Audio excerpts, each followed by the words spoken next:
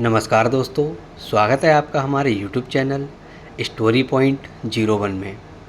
दोस्तों, आज हम आपके लिए लेकर आए हैं एक बहुत ही अच्छी कहानी जिसमें बुद्धि के इस्तेमाल के बारे में बताया गया है और जिसका नाम है बुद्धि का चमत्कार। दोस्तों, ये कहानी बहुत ही अच्छी है और आप ध्यान से सुनिएगा। कहानी स्टार्ट करते हैं। आज से कई सौ साल पूर्व की बात है। एक गांव में राम सिंह नामक एक किसान अपनी पत्नी व बच्चे के साथ रहता था। राम सिंह अनपढ़ व गरीब था, मगर अपने बेटे मधुर को वह पढ़ा लिखा कर योग्य बनाना चाहता था, ताकि उसका बेटा उसी की भांति उम्र भर मेहनत मजदूरी ना करता रहे। अपने बेटे से उसे बड़ी आशाएं थीं। लाखों सपने उसने अपने पुत्र को लेकर सजो डाले थे, क्योंकि वही उसके बुढ़ापे की लाठी था। उसका बेटा मधुर भी काफ़ी बुद्धिमान था। वह गांव के पंडित कस्तूरी लाल जी के पास जाकर शिक्षा ग्रहण कर रहा था। उसने भी अपने मन में यह सोचा हुआ था कि वह भी पढ़ लिख कर बड़ा आदमी बनेगा और अपने माँ बाप के कदमों में दुनिया भर की सारी खुशियाँ और सारे सुख लाकर देगा। व्यक्ति यदि किसी लक्ष्य को निर्धारित कर ले और सच्चे मन से उसे पाने का प्रयास करे तो वह उसमें सफलता प्राप्त कर ही लेता है। ऐसा ही मधुर के साथ भी हुआ। वह अपनी कक्षा में अच्छे नंबरों से उत्तीर्ण हुआ। सारे गांव में उसकी खूब वाहवाही हुई। अपने बेटे की इस सफलता पर राम सिंह का मस्तक भी गर्व से ऊंचा हो उठा। एक रात राम सिंह ने अपनी पत्नी से कहा, मधुर की माँ, मेरे मन में मधुर को लेकर काफ़ी दिनों से एक विचार उठ रहा है। उसकी माँ राम सिंह की पत्नी ने कहा, कहो जी। राम सिंह की पत्नी ने कहा, ऐसी क्या बात है? क्या मधुर की शादी ब्याह का विचार बनाया है? अरे भगवान, शादी ब्याह तो समय आने पर हम उसका करेंगे ही, मगर अभी उसे अपने पैरों पर खड़ा तो होने दे। मेरा तो यह विचार है कि क्यों न हम उसे शहर भेज दें, ताकि वहाँ जाकर कोई अच्छा सा काम धंधा सीख कर कुछ बनकर जाए। यह गांव में तो बस मेहनत मजदूरी का धंधा है। पढ़ने लिखने के बाद भी यदि उसे यही धंधा करना है तो पढ़ाई लिखाई का लाभ ही क्या है? हमारा तो अपना कोई खेत भी नहीं है जिसमें मेहनत करके वह कोई तरक्की कर सके। मगर मधुर के बापू, मधुर ने तो आज तक शहर देखा ही नहीं। हम किसके भरोसे उसे शहर भेज दें? माना कि हमारा मधुर समझदार और सूझबूझ वाला है और शहर में वह कोई अच्छा काम धंधा तलाश भी कर लेगा, मगर शहर में टिकने का कोई ठिकाना भी तो चाहिए। सुनो मधुर की माँ, शहर में मेरा एक मित्र है। हालांकि हम दोनों वर्षों से एक दूसरे से नहीं मिले, मगर फिर भी मुझे उम्मीद है कि यदि मैं मधुर को उसका पता ठिकाना समझा कर भेजूँ तो वह अवश्य ही उसे शरण देगा और रोजी रोजगार ढूंढने में वह मधुर की सहायता भी करेगा। बात तो आपकी ठीक है मधुर के बापू, लेकिन मेरा मन नहीं मान रहा कि मैं अपने लाल को अपनी आंखों से दूर करूं। तुम ऐसा अपनी ममता के हाथों मजबूर होकर कह रही हो, मगर दिल से तो तुम भी यही चाहती हो कि हमारा बेटा तरक्की करे। इसलिए दिल को मजबूत बनाओ और मधुर जाकर कुछ बन गया तो हमारा बुढ़ापा भी तो सुख से गुजरेगा। और इस प्रकार राम सिंह ने अपनी पत्नी को समझा बुझाकर मधुर को शहर भेजने के लिए राजी कर लिया। उसी शाम मधुर जब अपने यार दोस्तों के साथ खेल कूद कर घर वापस आया तो राम सिंह ने बड़े प्यार से अपने पास बैठाया और अपने मन की बात बता दी। मधुर यह जानकर बहुत खुश हुआ कि उसका बापू उसे शहर भेजना चाहता है। वास्तव में मधुर भी यही चाहता था कि वह किसी प्रकार शहर चला जाए और वहाँ कोई ऐसा काम धंधा करे जिससे उसका परिवार सदा सदा के लिए गरीबी से छुटकारा पाकर सुख भोगे। अतः पिता का प्रस्ताव पाकर वह बड़ा खुश हुआ और बोला, पिताजी, चाहता तो मैं भी यही था कि पढ़ लिख कर शहर जाऊं और अच्छी सी नौकरी करके घर की कमाई में आपका हाथ बटाऊं, मगर कहीं आप मुझे शहर भेजने से इनकार न कर दें, यही सोचकर मैंने आपसे अपने मन की बात नहीं कही। मगर अब जब आप स्वयं ही मुझे शहर भेजने के इच्छुक हैं, तो इससे अधिक खुशी की बात मेरे लिए भला और क्या हो सकती है। मैं अवश्य ही शहर जाऊंगा। और इस प्रकार दूसरे ही दिन राम सिंह ने उसे दीन दुनिया की सारी ऊंच नीच समझाई और अपने मित्र का पता देकर शहर के लिए विदा कर दिया। मधुर काफ़ी सूझबूझ वाला समझदार युवक था। अपने माता पिता के दुख दर्द को वह भली भांति समझता था।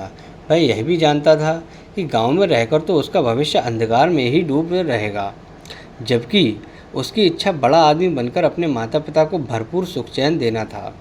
अतः खुशी खुशी वह शहर के लिए रवाना हो गया। शहर आकर मधुर की आंखें चुंधिया गईं। खूब भीड़ भड़क्का, सजी सबरी दुकानें, तांगे, इक्कों का आवागमन गमन। खैर, आश्चर्य से सब देखता हुआ मधुर अपने पिता के बताए कथित दोस्त से मिलने चल दिया। लेकिन जब वह पिता के बताए स्थान पर पहुंचा, तो पता चला कि उसके पिता का दोस्त रामचंद्र तो न जाने कब का मर गया और अब तो उसके परिवार का भी कोई अता पता नहीं था। यह जानकर मधुर बहुत निराश हुआ और सोचने लगा कि अब क्या होगा। आशा निराशा तो जीवन में चलती ही रहती है, लेकिन मधुर उन युवकों में से नहीं था जो हताश होकर बैठ जाते हैं। उसमें हिम्मत, आत्मविश्वास कूट कूट कर भरा था। उसने अपने आप को दिलासा दिया और बोला, बेटे मधुर, निराश होने से कुछ नहीं होगा। अब शहर आ ही गए हैं तो कुछ करके ही लौटेंगे। माँ और बापू ने मुझसे बड़ी उम्मीदें लगा रखी हैं। मैं ही उनके बुढ़ापे की लाठी हूँ। अब शहर आ ही गया हूँ तो कुछ बनकर ही लौटूंगा। तुझे याद नहीं, गांव में मास्टर जी कहते थे, हिम्मत है मर्दा, मदद है खुदा। यानी जो लोग हिम्मत करते हैं उनकी मदद खुद भगवान करते हैं। अपने आप को इसी प्रकार हौसला बांधता हुआ मधुर पूछता पाछता एक सराय में आकर ठहर गया। उसने स्नान आदि से निवृत्त होकर थोड़ा आराम किया, फिर किसी नौकरी की तलाश में निकल पड़ा। वह जहाँ भी नौकरी मांगने जाता, दुकानदार उसके बातचीत करने के ढंग और उसकी सूझबूझ से प्रभावित तो होता, किंतु कोई जान पहचान न होने के कारण उसे नौकरी नहीं मिल पाती थी। इसी प्रकार कई दिन गुजर गए। मधुर गांव से अपने साथ जो रुपया पैसा लेकर आया था, वह भी लगभग समाप्त होने वाला था। अब तो सचमुच मधुर को भी चिंताओं ने आ घेरा। वह सोचने लगा कि काश शहर में उसकी कोई जानकारी होती तो अवश्य ही उसे कोई नौकरी मिल जाती। एक दिन की बात है, मधुर थक हारकर एक पेड़ के नीचे बैठा था। मौजूदा स्थिति के विषय में सोच रहा था। उससे कुछ ही दूरी पर राज कर्मचारी पेड़ की ठंडी छांव में बैठे गपशप कर रहे थे। अनमना सा मधुर उनकी बातें सुनने लगा। एक दूसरे से कह रहा था, कुछ भी कहे भाई रामवीर, तू है बड़ा नसीब वाला। हम दोनों साथ साथ ही राज दरबार की सेवा में आए थे, मगर तू तरक्की करके राजा जी का खजांची बन गया और मैं रह गया सिपाही का सिपाही। इसे कहते हैं तकदीर। तकदीर भी उसी का साथ देती है गंगाराम, जो सूझबूझ और हिम्मत से काम लेते हैं। मैंने अपनी सूझबूझ से कुछ ऐसे काम किए कि महाराज का विश्वास पात्र बन गया और उन्होंने मेरी ईमानदारी देखकर मुझे खजांची बना दिया। ना भाई, तू जरूर किसी साधु या फ़कीर से कोई मंत्र वंत्र पढ़वा कर लाया होगा, जो इतनी जल्दी इतनी तरक्की कर ली, वरना मैं क्यों ना किसी ऊंचे पद पर पहुंच गया। भैया, तू मुझे अपनी कामयाबी का राज बता। तेरे जैसे लोग इसी चक्कर में रहते हैं गंगाराम कि पकी पकाई मिल जाए और खा ले। अरे भाई मेरे, अगर इस इंसान में हिम्मत और हौसला, ईमानदारी, साहस और सूझबूझ हो तो वह पहाड़ को खोदकर नदी बहा दे। देख, तू वह मरा हुआ चूहा देख रहा है ना? रामवीर ने सड़क के किनारे पड़े एक मरे हुए चूहे की ओर इशारा किया। हाँ, देख रहा हूँ। आने जाने वाले लोग भी उसे देख रहे हैं और घृणा से थूक कर किसी दूसरी ओर मुंह फेर कर निकल रहे हैं। रामवीर भाई, मैं तुझसे तेरी कामयाबी का रहस्य पूछ रहा हूँ और तू मुझे मरा हुआ चूहा दिखा रहा है। ये क्या बात हुई? गंगाराम, मैं तुझे कामयाबी की बात ही बता रहा हूँ। सुन, लोग उस मरे हुए चूहे पर थूक कर जा रहे हैं, मगर कोई सूझबूझ वाला इंसान इस मरे हुए चूहे से भी 4 पैसे कमा लेगा। भाई मेरे अक्ल का इस्तेमाल करने से ही इंसान कामयाबी हासिल करता है, जंतर मंतर से कुछ नहीं होता। मैं समझ गया भाई रामवीर, निराशा होकर गंगाराम बोला। तू मुझे अपने कामयाबी का राज बताना ही नहीं चाहता। खैर, कभी तो मेरे भी दिन बदलेंगे। अब चलते हैं। इस प्रकार वो दोनों राज कर्मचारी उठकर चले गए।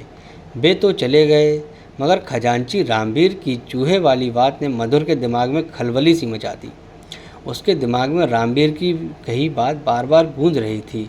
लोग उस मरे हुए चूहे पर थूक कर जा रहे हैं, मगर कोई सूझबूझ वाला इंसान इस मरे हुए चूहे से भी 4 पैसे कमा लेगा, 4 पैसे कमा लेगा, 4 पैसे कमा लेगा। मधुर सोचने लगा, खजांची की बात में दम तो है। जिस देश में मिट्टी भी बिकती हो, वहाँ कोई चीज़ बेचना मुश्किल नहीं, मगर इस मरे हुए चूहे को खरीदेगा कौन? कैसे कमाएगा कोई इससे 4 पैसे?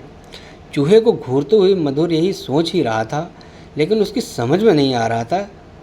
तभी सड़क के पार सड़क पर उसे एक तांगा आता दिखाई दिया। तांगे में एक सेठ बैठा था, जिसने एक बिल्ली को अपनी गोद में दबोचा हुआ था। बिल्ली बार बार उसकी पकड़ से छूटने की कोशिश कर रही थी। अभी घोड़ा गाड़ी मधुर के आगे से गुजरा ही था कि बिल्ली सेठ की गोद से कूदी और सड़क के किनारे किसी झाड़ियों में जा घुसी। अरे तांगे वाले, तांगा रोको, मेरी बिल्ली कूद गई, सेठ चिल्लाया। तांगा रुका और सेठ उतरकर तेजी से झाड़ियों की तरफ लपका। अरे भाई तांगे वाले, देखो मेरी बिल्ली उन झाड़ियों में जा घुसी है, उसे पकड़ने में मेरी मदद करो। सेठ झाड़ियों के पास जाकर बिल्ली को बुलाने लगा। उसी आओ। इसी बीच तांगे वाला और मधुर सहित कुछ अन्य लोग भी वहाँ जमा हो गए थे। अरे भाई, मैं किसी खास प्रयोजन से इस बिल्ली को खरीद कर लाया हूँ, कोई इसे बाहर निकालने में सहायता करो। सेठ बेताब होकर एकत्रित हुए लोगों से गुहार कर रहा था, जबकि झाड़ियों में घुसी बिल्ली पंजे झाड़ झाड़ कर गुर्रा रही थी। देख नहीं रहे हो सेठ जी, बिल्ली किस प्रकार गुर्रा रही है? एक व्यक्ति बोला। हाथ आगे बढ़ाते ही झपट पड़ेगी। यह सब देखकर मधुर के मस्तिष्क में राजा के खजांची की बात गूंज गई। कोई सूझबूझ वाला इंसान इस मरे हुए चूहे से भी 4 पैसे कमा लेगा। मधुर के मस्तिष्क में धमाका सा हुआ और तुरंत उसके मस्तिष्क में एक युक्ति आ गई। वह सेठ से बोला, सेठ जी, अगर मैं आपकी बिल्ली को काबू करके दूं तो आप मुझे क्या दोगे? सेठ जी ने तुरंत मधुर की ओर देखा और बोला, भाई तू मेरी बिल्ली को काबू करके देगा तो मैं तुझे चांदी का एक सिक्का दूंगा। चांदी का सिक्का? मधुर के मुंह में पानी आ गया। ठीक है, आप यहीं रुकिए, मैं अभी आपकी बिल्ली काबू करके आपको देता हूँ। कहकर मधुर दौड़ा दौड़ा उस दिशा में गया जिधर मरा हुआ चूहा पड़ा था।